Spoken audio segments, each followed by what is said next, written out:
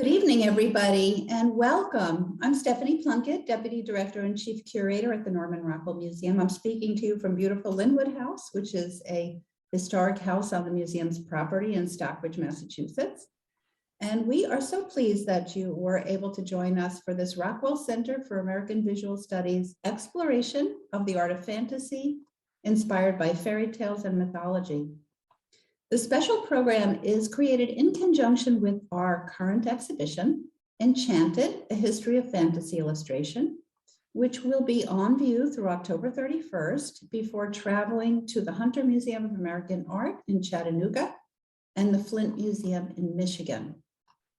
Our speaker this evening, and tomorrow morning, will explore the history and meaning of mythology and fairy tales in our lives, and the mythic characters and stories reflecting the inevitable conflict between the forces of good and evil. Tonight, art historian and exhibition catalog essayist Alice Carter will discuss the discoveries that inspired artist, poet William Blake and many of his successors to create images combining natural phenomena with supernatural elements. Today, we classify these works as fantasy art, but in their day, the pictures were the honest manifestations of a widespread conviction that the visible world was only part of the story. Her presentation is titled On the Side of Angels, Fantasy in an Age of Discovery. Please don't hesitate to put your questions in the chat or the Q&A, and my colleagues who are working hard behind the scenes, Rich Bradway and Alyssa Stubel, will bring them forward, and we will bring them to Alice. Tomorrow morning from 10 a.m. to 1 p.m., I'll explore Norman Rockwell's own flights of fantasy, and panelists Ruth Sanderson, Jane Yolen, Justin Gerard, Victo Ngai, and Iain McCaig will discuss their inspirations and their engagement with fantasy, folklore, and mythological themes. It is now my great pleasure to introduce you to Alice Carter. Alice is co-founder and professor emeritus of San Jose State University's award-winning animation and illustration program, a member of the Norman Rockwell Museum's Board of Trustees and former president. She has served as co-director of education at the Walt Disney Family Museum and as a visiting faculty member for the University of Hartford's low residency MFA in illustration. Alice's illustration clients have included Lucasfilms, Rolling Stone magazine, the New York Times, and ABC Television, among others. And her work has been exhibited in galleries and museums throughout the country. Her many publications include The Red Rose Girls, An Uncommon Story of Art and Love, which was translated in an exhibition here at the museum, as was The Art of National Geographic. She also has written The Essential Thomas Eakins, Cecilia Beau, A Modern Painter in the Gilded Age, and The Drawings of Edwin Austin Abbey. Alice is currently at work on a book about the life and career of illustrator Franklin Booth. In addition, Alice is a member of the Hall of Fame Committee at the New York Society of Illustrators, and she is on the board of Spectrum Fantastic Art. Thank you so much for joining us, Alice. We are so thrilled to have you, and welcome everyone. Thank you, Stephanie, and thank you for organizing this wonderful exhibit at the Norman Rockwell Museum. If you haven't seen it, do if you live anywhere in the area. As you can see, I'm not at the beautiful Linwood House. I'm in my beautiful spare bedroom in California. So hello to everyone. It is beautiful, Alice. Yeah, thank you. And thank you for giving up part of your Friday night to talk about fantasy art. We're going to start, like Stephanie said, with the British artist, poet, and mystic William Blake.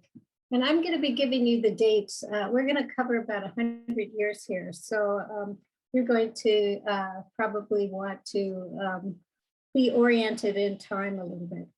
So William Blake's dates are 1757 to 1827. And you may know William Blake's artwork, and you may know him as a poet. You may know his songs of innocence. Maybe you memorized Tiger, Tiger, Burning Bright as a child.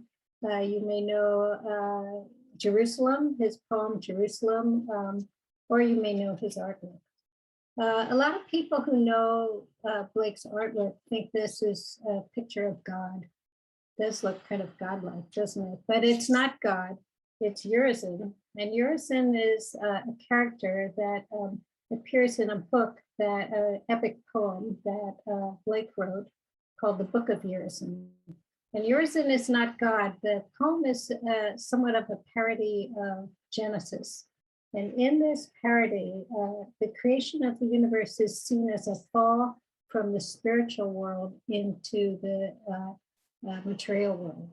And the evil genius who participates this fall from the spiritual universe is this creation, Urizen.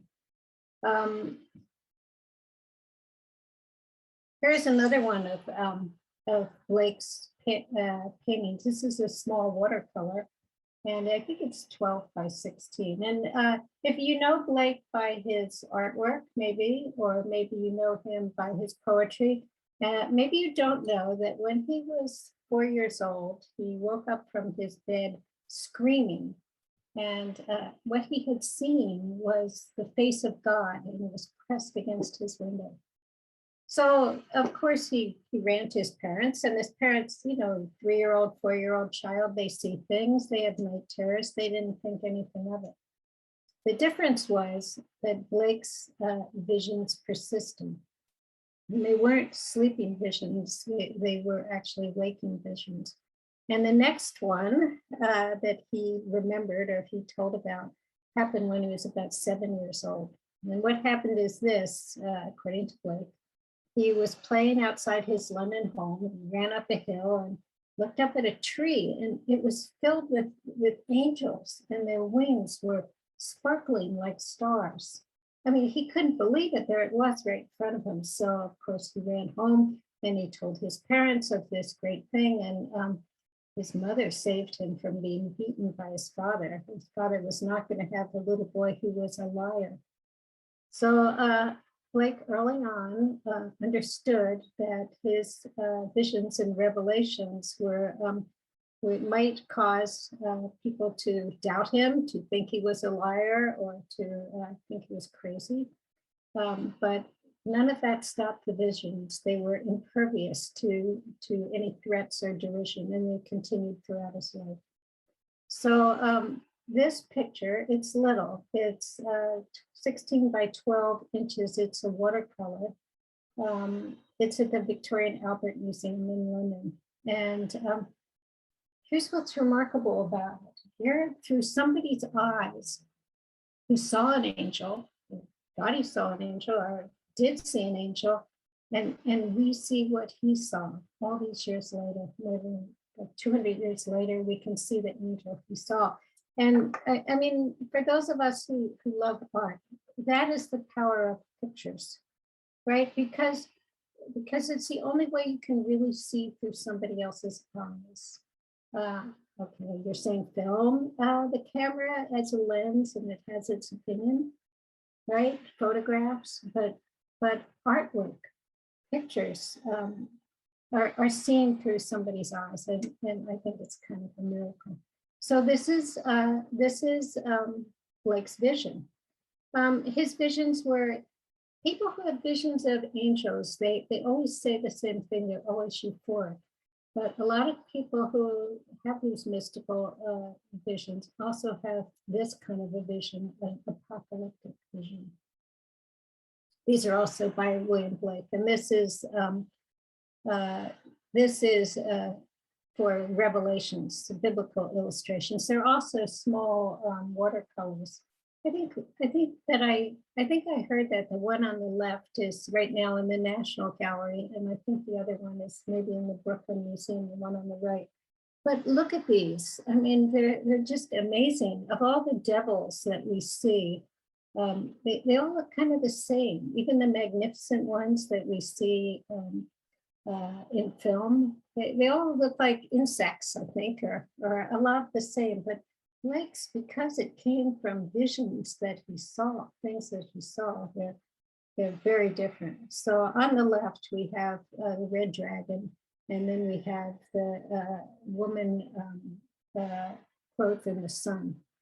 And you can see on the one, there's that dragon hovering over her, and its wings are making her hair go back like that. And the sea is coming up. And we know, if you've read Revelations, that she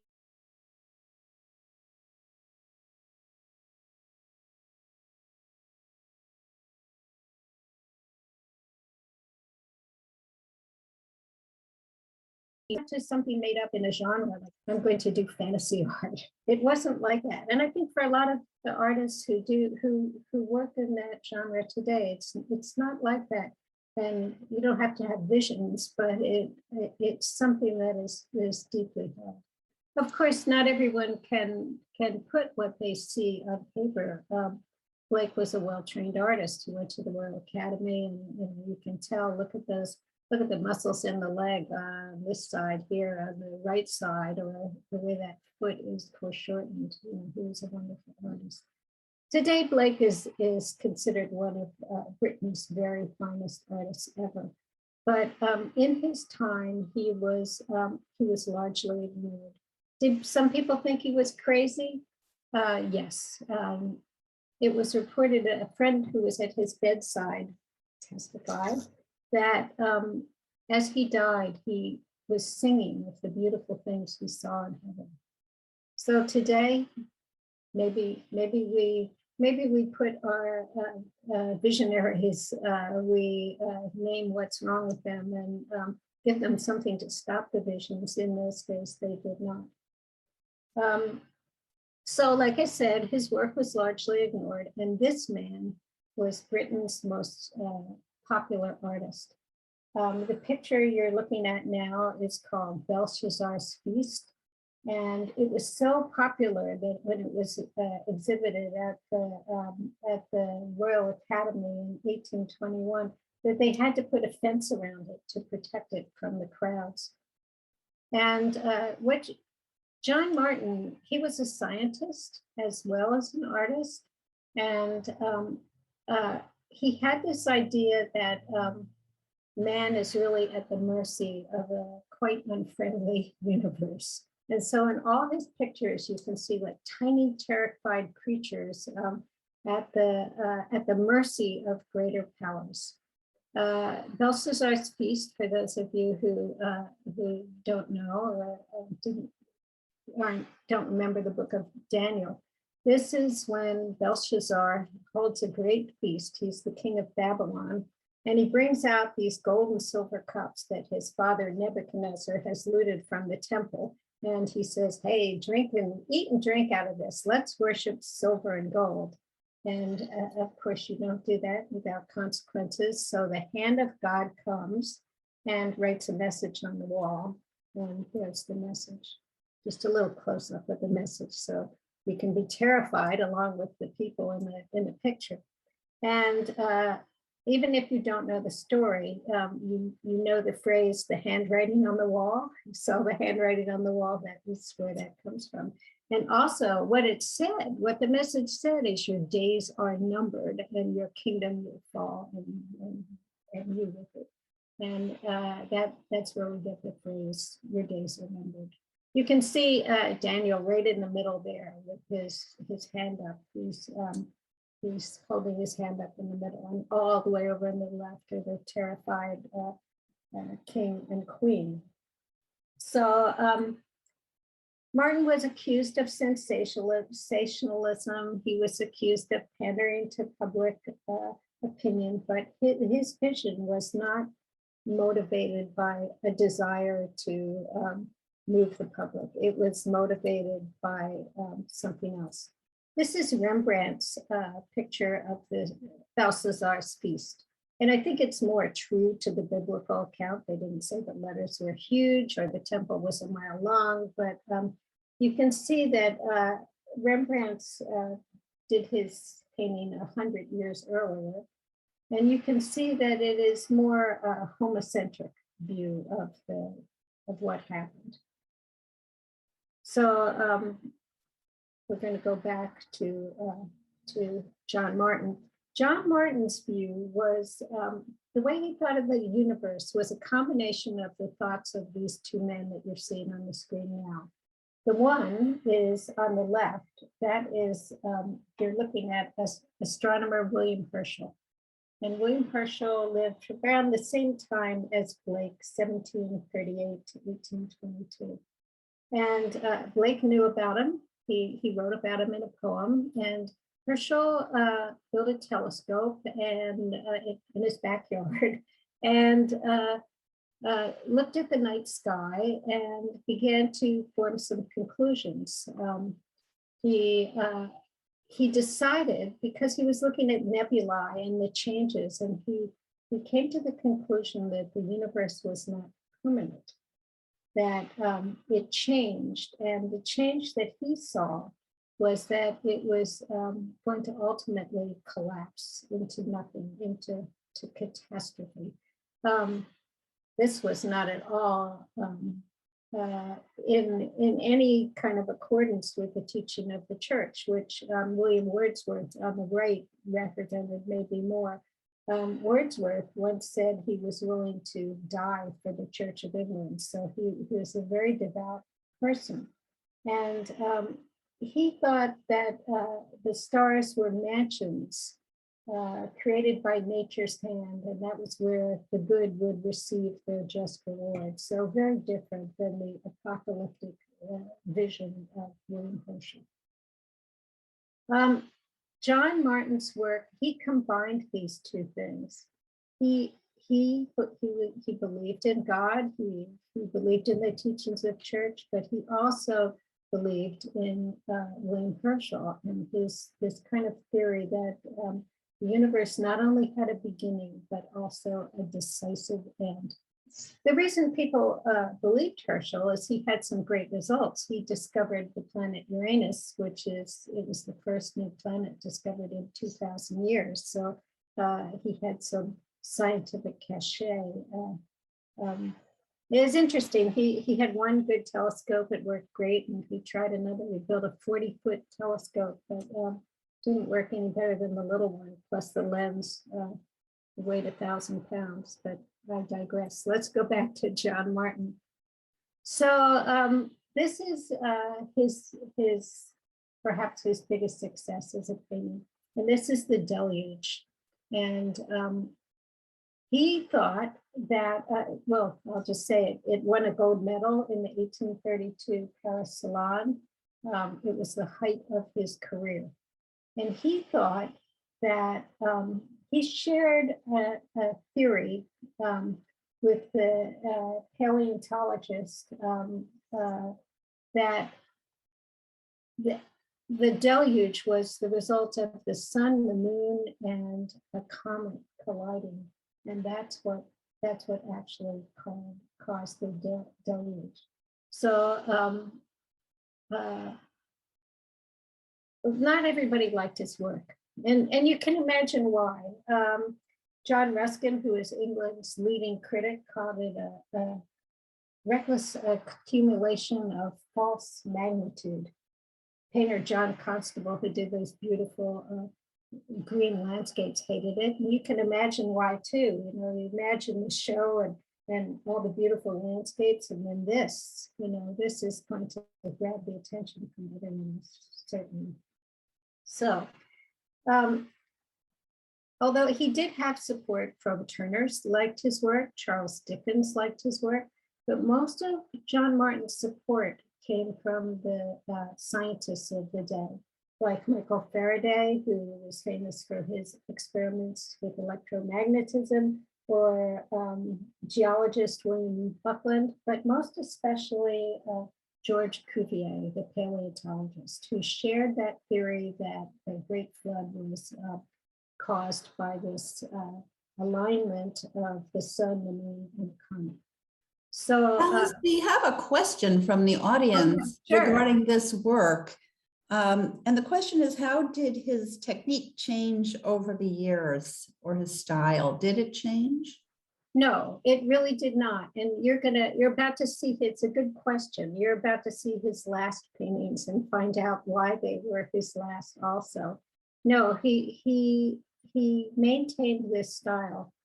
Even when he was sketching, he maintained this style. It was deeply felt. It wasn't something he did to grab attention. This was something that was in his soul. So here's the story about John Martin and Cuvier, and you can believe it or not, but here it is. Here was what was written down. So one day, Georges Cuvier he hears about this painting, and so he journeys from France to see it because he wants to check out the geologic details and make sure that they're right scientifically. So he arrives at Martin's house. He couldn't call up on a cell phone, could he? He arrives there and Martin is not home, but somebody lets him in, and there it is. And these paintings are huge, as you're about to see, like 5 by 8 feet. And there it is on the easel. And Cuvier stands there regarding it. And then, after regarding it in silence, he takes the flower, the boutonniere, from his buttonhole, and he places it on Martin's palette along with his calling card. So we know that it has been approved by the great scientist. That's the story. I like to believe it. So this is one of a triptych of Martin's last paintings. The Deluge was his last success. And let me tell you what happened. His brother Jonathan, John and Jonathan, sounds the same, doesn't it? In 1829, his brother Jonathan set fire to the York Minster Cathedral. And people commented that the fire looked like one of John Martin's paintings.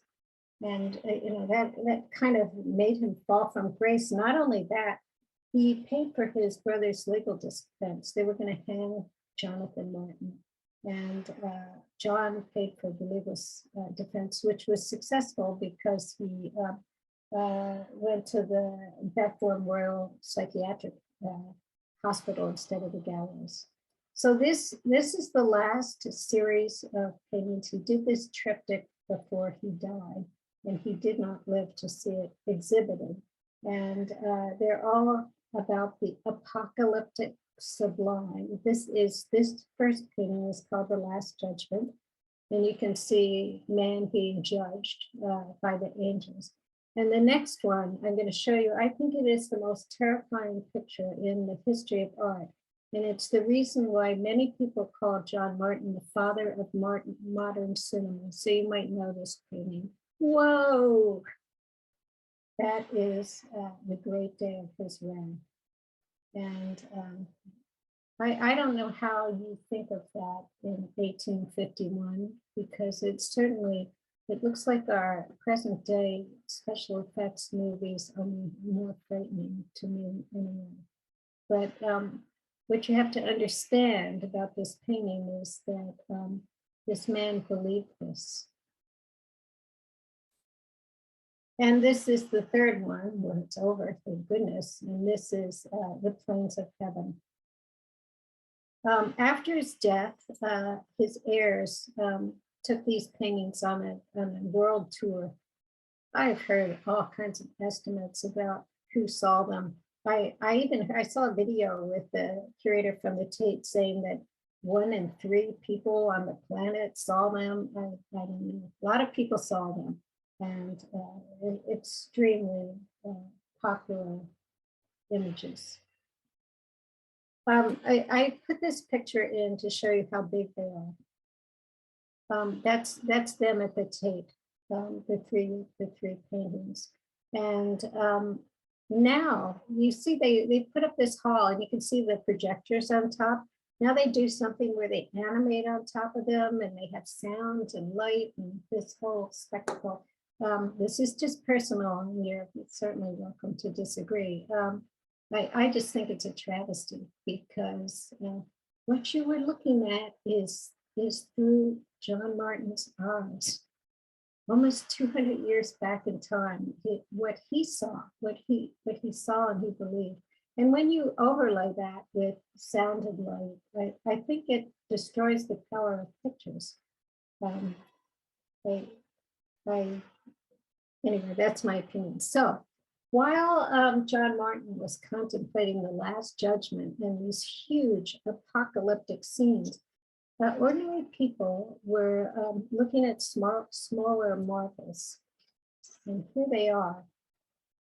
Under the improved accuracy of new lenses, you could see like a little piece of algae from a puddle in the backyard would shine like a jewel.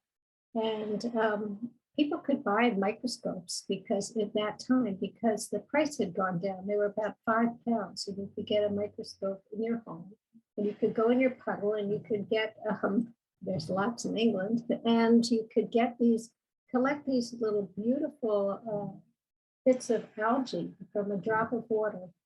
And okay, this is the Victorian era, and Victorians loved ornament. So there was kind of a hobby. Some people actually did it professionally, making these kaleidoscopic patterns. I think they're just absolutely beautiful, and they're all made out of these little one-celled creatures. There's 2 slides of them. Pretty amazing, aren't they?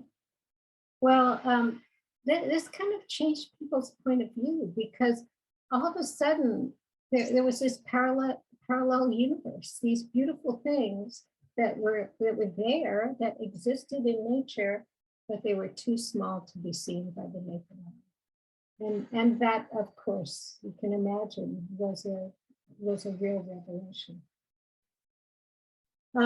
This revelation revived the theory of natural theology. And what you're seeing on the left is the main proponent of natural theology in that time. And this is a clergyman, and his name is William Paley, 1743 to 1805. So contemporary with Martin and contemporary with Blake and contemporary, a little ahead of the microscope craze. But he famously compared the intricacies of nature to the intricacies of a watch. And on the right-hand side, you can see a watch of that time, pretty intricate. And he said, you know, you don't look at this watch and think it just happened, right? There's somebody made it. It's obvious. And as people really began to look into the intricacies of nature, it kind of renewed their faith. So here's what he said as kind of irrefutable proof that there was an intelligent designer. The hinges in the wings of an earwig and the joints of its antennae are as highly wrought as if the creator had nothing else to finish.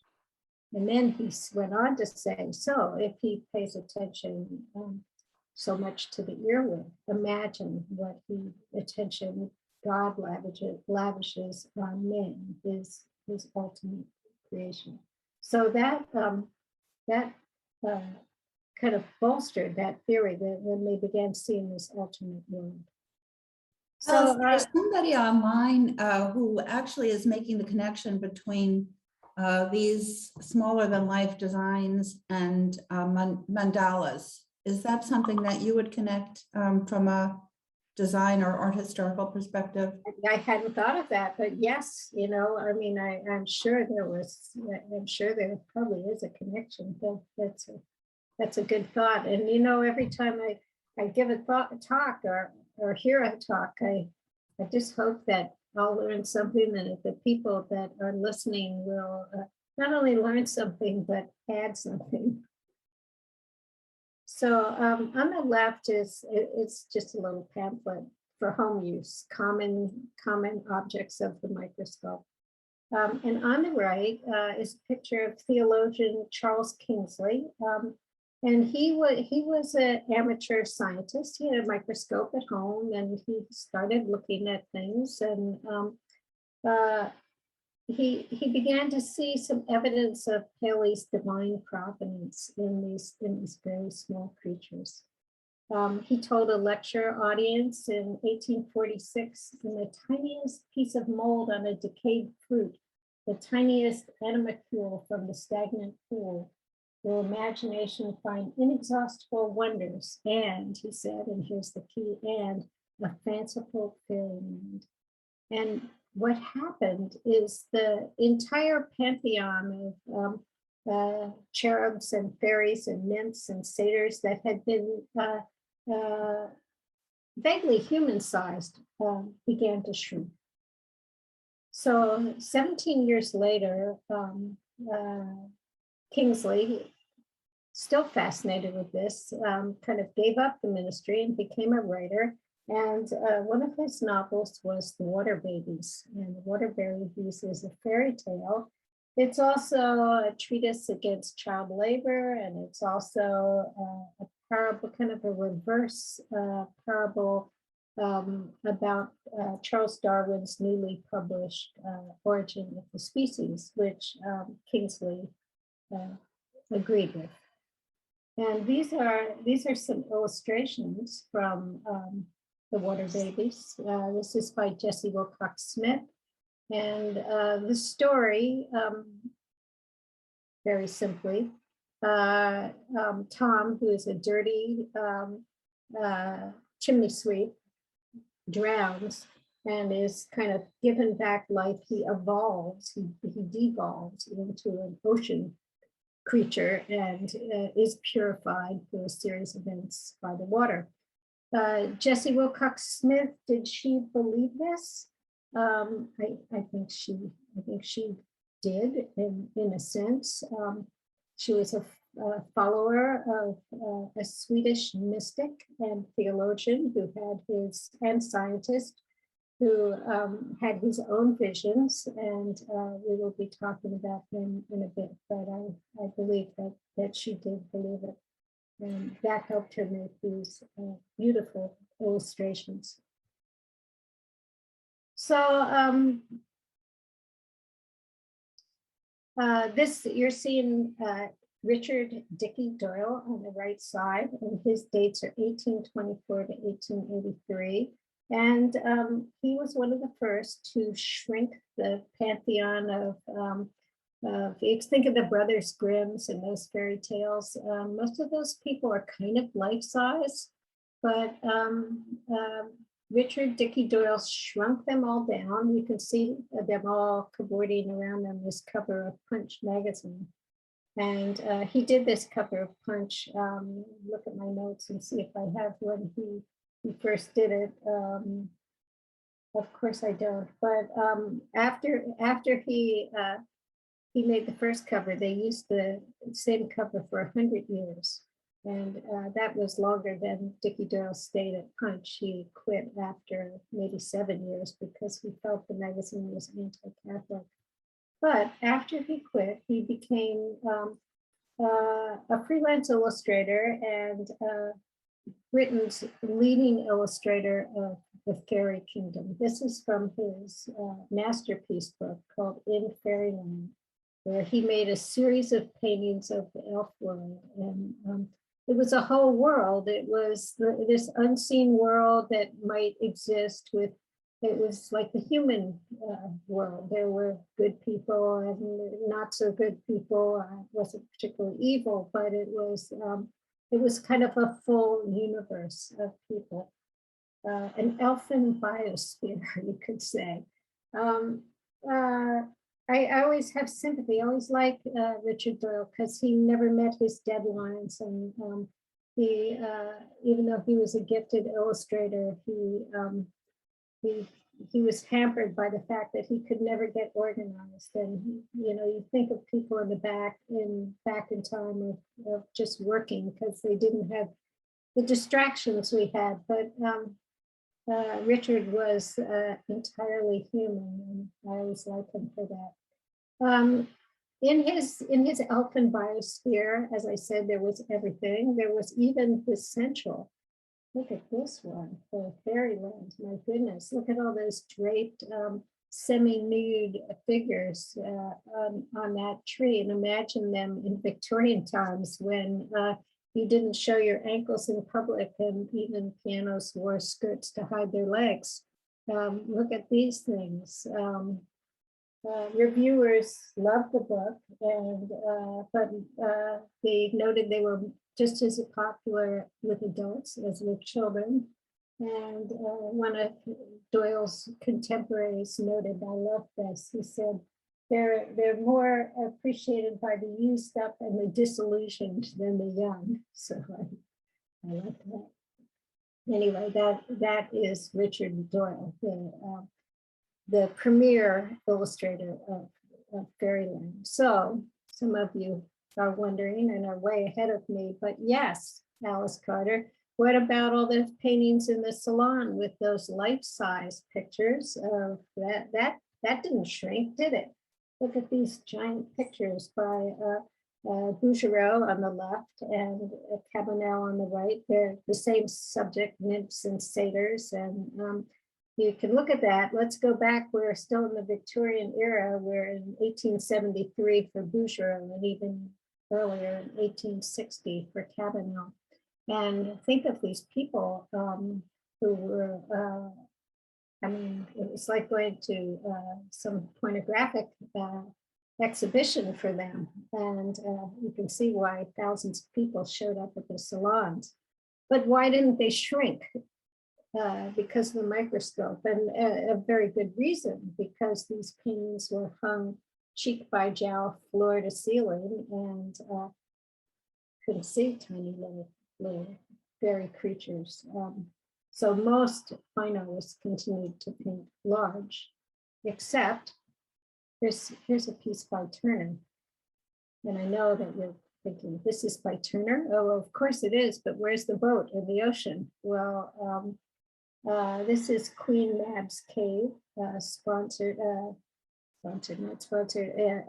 inspired by Queen Mab character in Shakespeare.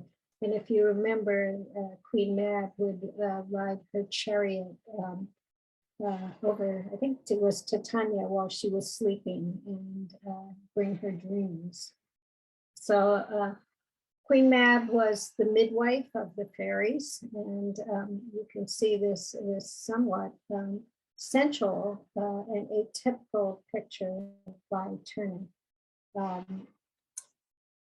of this miniaturized world that was coming into popularity at the time. So another view, this is also Queen Mab. This is called Fairy Feller's Masterstroke. And yes, you fans of Freddie Mercury, it was a song by Queen, but this is the painting that inspired it.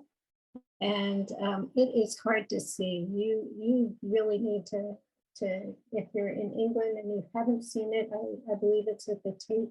It's only 21 by 15 inches. And what is happening in this picture is I don't know if you can see the guy in the center with the axe, but we'll put him hopefully up a little closer in a minute. But he is going to cleave an acorn there. And in that acorn, when he cleaves it, he is going to release the secret cells of the dark abyss.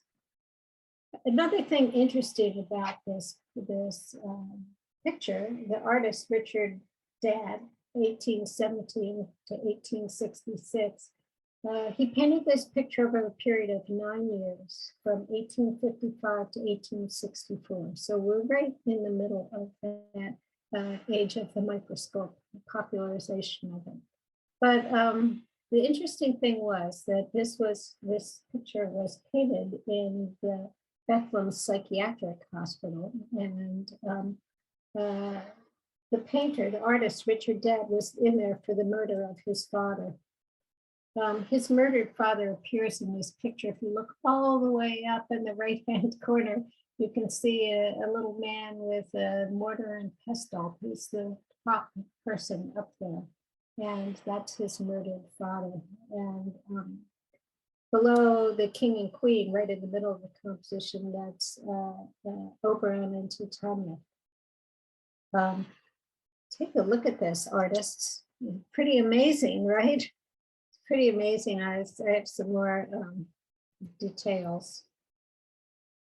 So you can see the top of the axe there, right at the bottom middle. And then there's the whole figure, and he's about to release the secret cells of the dark abyss. So we're gonna release them with him, and we're gonna talk about him in just a minute here. We go down here. There's the very bottom. I just love the way that dark goes against the light there. Look at that. All those years in the psychiatric hospital, he was doing that. If you can go to there's a website that has all the artwork that was done in that hospital that was saved. They don't explain it, but you can look at it. Maybe there is no explanation.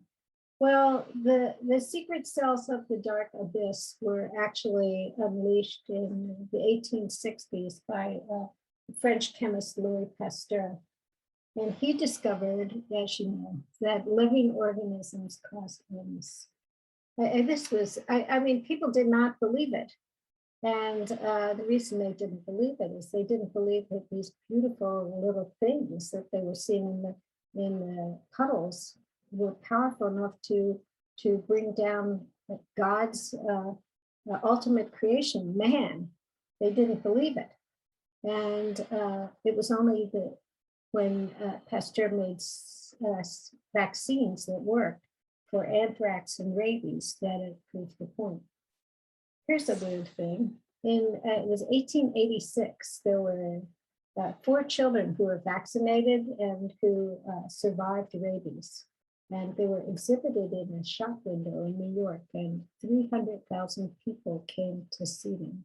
That's what kind of miracle it was.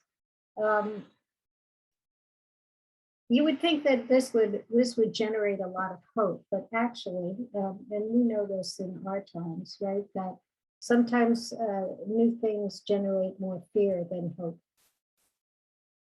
These are paintings by the American artist Abbott Bayer, 1849 and 1920 to 1921. So let's go back to the fear a little bit.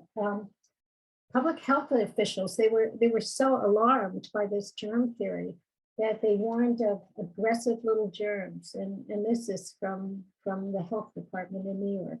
Pressing out of broken drains, slipping under doors and flying through the open sash, resting in the dust on the lintel, and again, pouncing down on the babe in the cradle. People were scared, and we understand that. And Abbott Bayer, who was a grand manner portrait painter, took all this to heart, and he decamped to New England with his family to the countryside and began producing these breathtaking pictures of these ethereal angels. At night, the family slept in unheated 3-sided lean-tos and breathed what they felt was more pure air so that they wouldn't get sick. So across the Atlantic, these insidious germs also worked their way into Fairyland. And it wasn't always such a nice place. These are, of course, by Arthur Rackham, the amazing English illustrator. And now we're going through the century. We're at 1867 to 1939.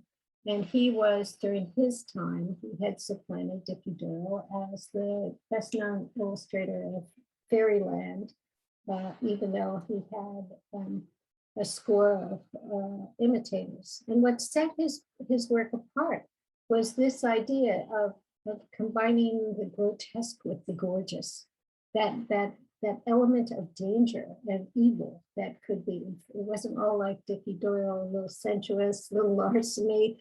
There's something dark about Rackham's world, and it mimicked the new understanding of the microscopic world. Rackham, if you know about him, he was outwardly very conservative and cautious, always worked in a bow tie. But he lived some kind of double life, kind of suspended between his own ordered reality and this alternate universe that he created in 3,000 illustrations. American painter George Innes, so we're going to see his work in a bit, thought that Rackham's work was more than fancy. He said, this is a quote from him, Rackham has really seen with his mind's eye these delightfully fantastic creatures. And maybe he did.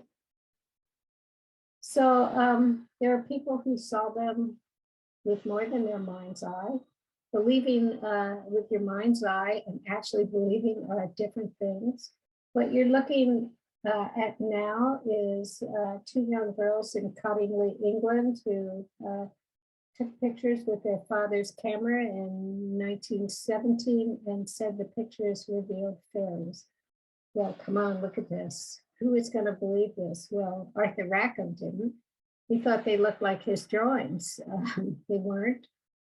They were actually the works of one of his imitators, Claude Arthur Shepherdson. But the girls waited 60 years before they would admit that these were fake cardboard cutouts. But they, even after 60 years, they said the fairies were real. Who believed it? Come on. Well, here's Shepherdson's drawing. Not so, they're children. So who believed it? Well, Arthur Conan Doyle, the inventor, the writer, inventor of Sherlock Holmes, for one, believed it. This is what he said. These little folk who appear to be our neighbors with only some small difference of vibration to separate us will become familiar. The recognition of their existence will jolt the material 20th century mind out of the heavy ruts in the mud and will make it admit that there is glamour and mystery to life. And a lot of people were afraid of science, that it would take the mystery out of life. But of course it didn't. It was like Newton's third law: for every action, there is an equal and opposite reaction.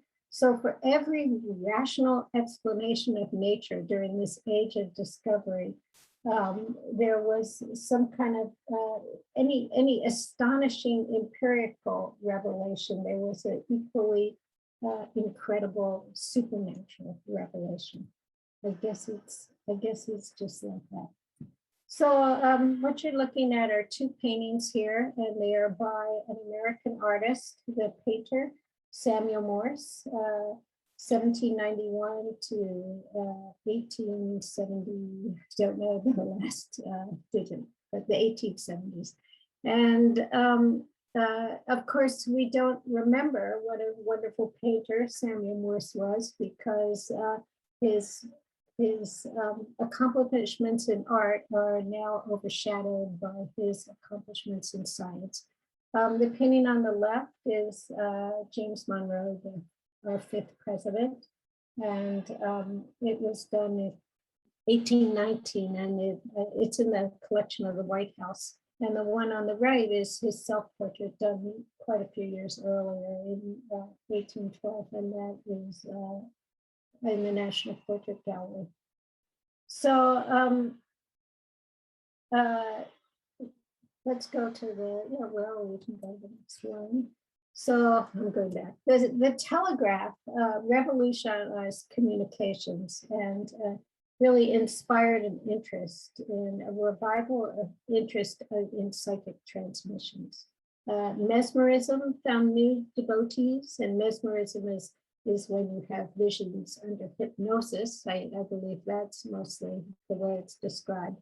And then spiritualism. And spiritualism is when you have visions like Blake did, fully conscious. And like the Swedish scientist that I told you, Blake and Jessie Wilcox Smith followed his views, Emanuel Swedenborg.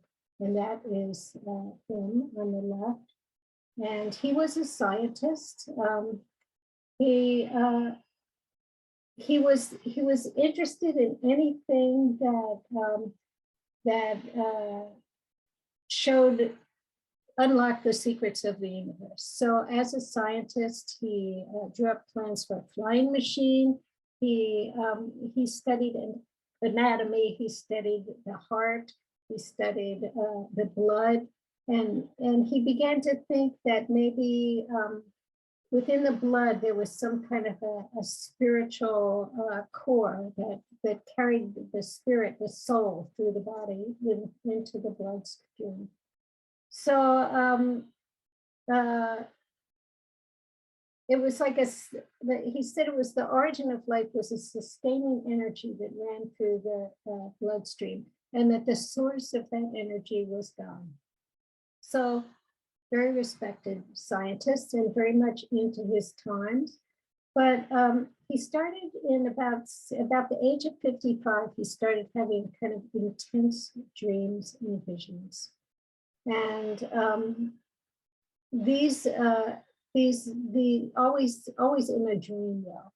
And when a few years later, I think it was maybe 2 years after they started, he began to experience wakeful dreams.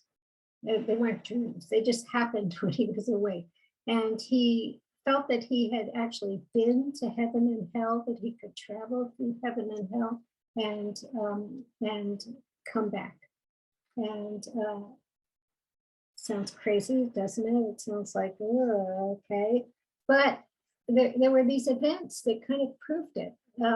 There was one time when he was at a dinner party, and this was for the 1st of July in 1759. It was recorded, and suddenly he's at this big party, becomes agitated.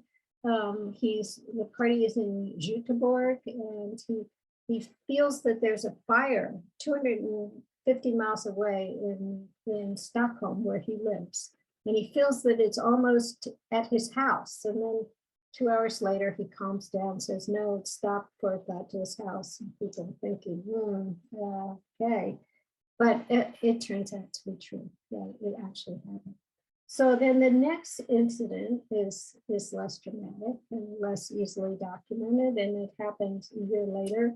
And the widow of I think it was the French ambassador to Sweden, her husband died, and she was being charged for silver service that she said that he already paid for. She couldn't find the receipt, and Swedenborg told her where the receipt was, and she found it. Well, okay, it's just between them.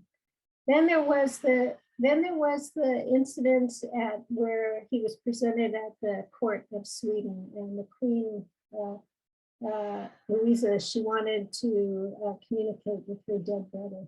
So she asked Swedenborg to send him a message and bring her the answer, which he did. And when he came back, she was amazed because it was an answer that only she knew. So, okay, then the last one, the very last one,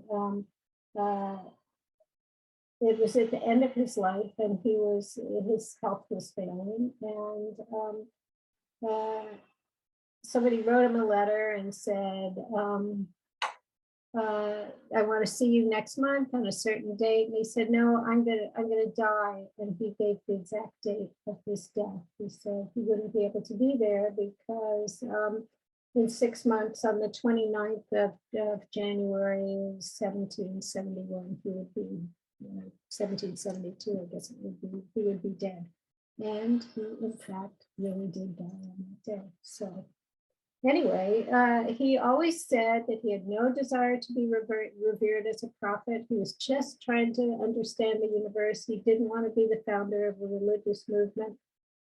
When he talks about the new church, he's not talking about a church with him. He's just talking about a shift in the way that humanity sees religion. That you understand that the spiritual world and the material world are connected, and that connection is God in his way of thinking. Of course, people followed him. Why not? Of course they did. On the right, you see a painting by by Innes. I said we were going to come back to him, and we are. And this is called The Valley of the Shadow.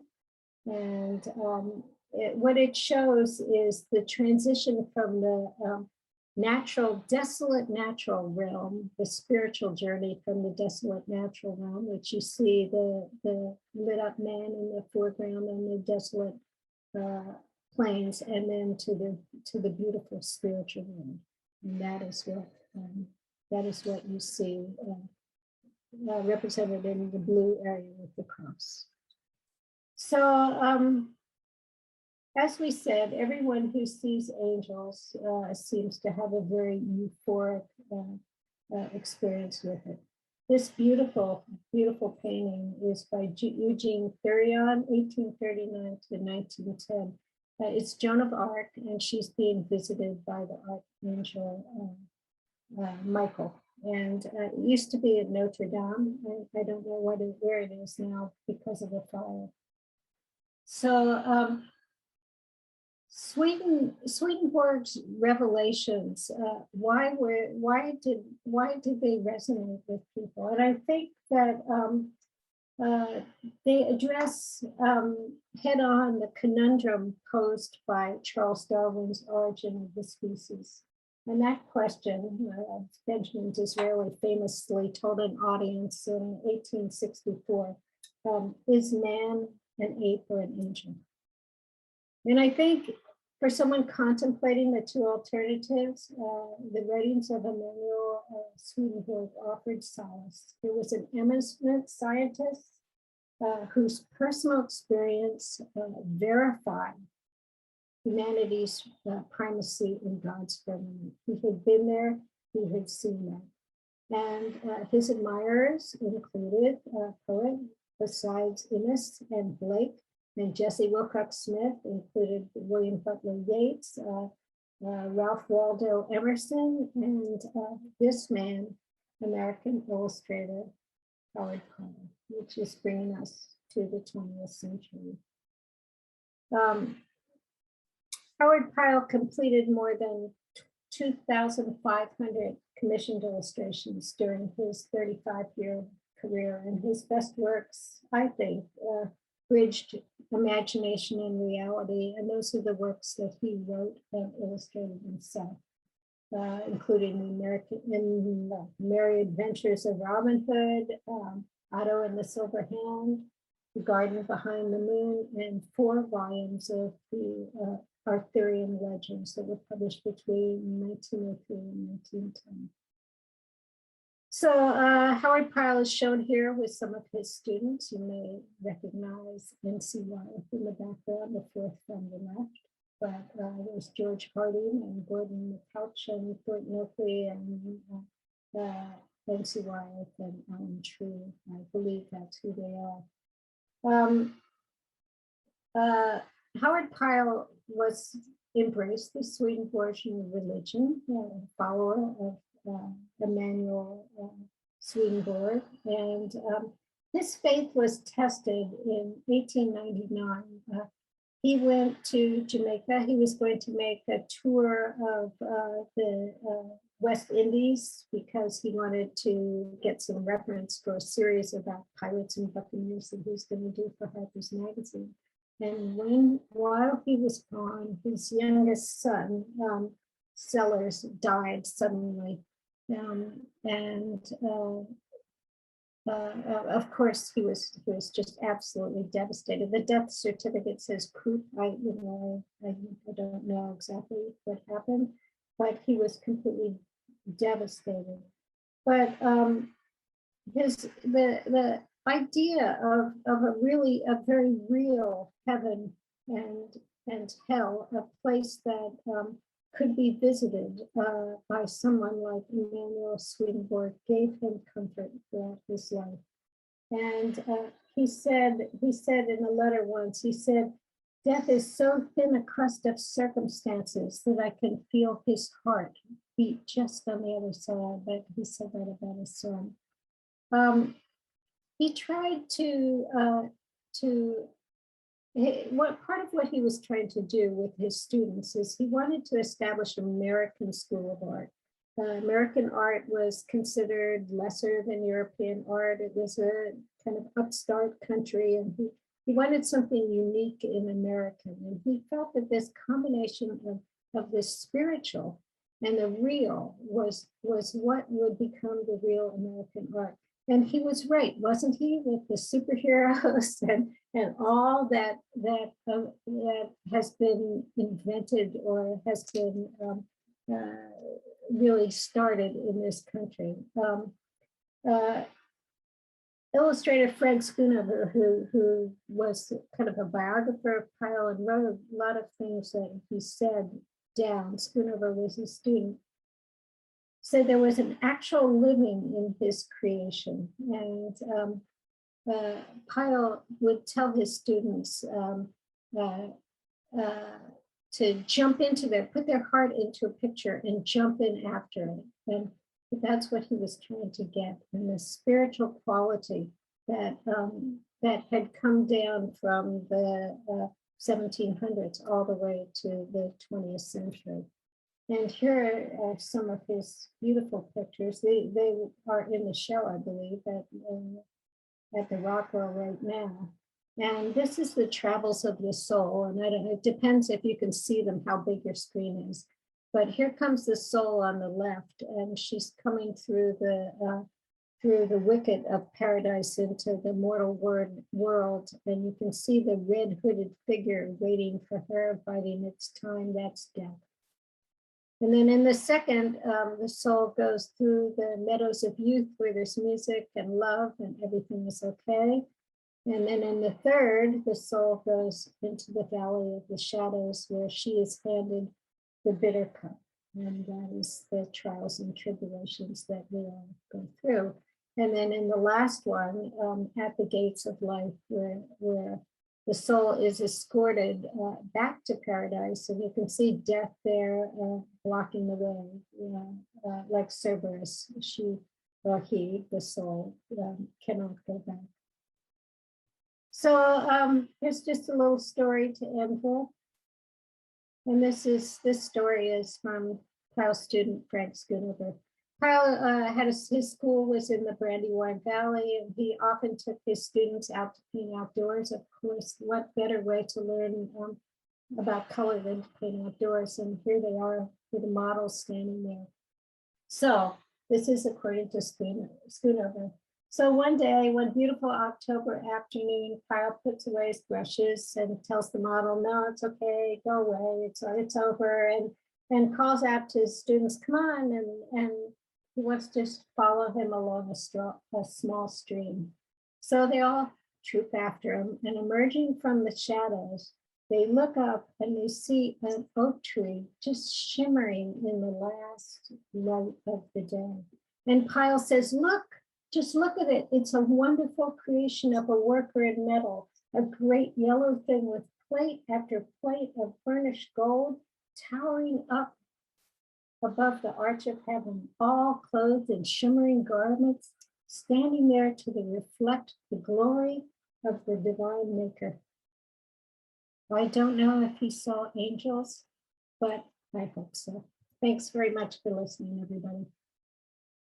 Alice, thank you so much. What an amazing talk. I think one of our viewers said it best, Antonia, which is, thank you so much for pulling together these incredible connections between visionary artists, cutting edge science of its time, and of course, the unseen world. How did you even begin to make these connections? We're so honored to have published your essay, and I just want to remind everybody, it is in our catalog for the Enchanted exhibition. Love to hear how you kind of pulled this together. Well, it's just unbelievable. I guess you have to thank the Norman Rockwell Museum for that, because if you hadn't told me to write an essay, I wouldn't have pulled all those things together. But, I don't know how many, I assume that people are listening love fantasy art, and it's always regarded as right under knitting in the hierarchy of genres, like, swords and dragons, and fantasy art, it comes from a very deep and real place. It is tied up with our religion, with our beliefs, with how we try to make sense of a world which often seems like it has no sense. The idea that you said, Stephanie, how can the world that is beautiful, how can there be evil in a beautiful world? How does a caring deity why is there evil? Why all these huge questions? What is the soul? What happens to us after we die? These are real questions, and these are questions that artists with a lot of courage and not afraid of sentiment. I mean, it's easy to make an abstract painting. Who's going to say, "Oh, that blot on the wall does not that disagrees with my sense of the soul"? Nobody. You know, it's a beautiful decoration. It's a wonderful design, but it's not the courage of the artists who go out on a limb to paint what they've seen in a vision or a dream or in reality.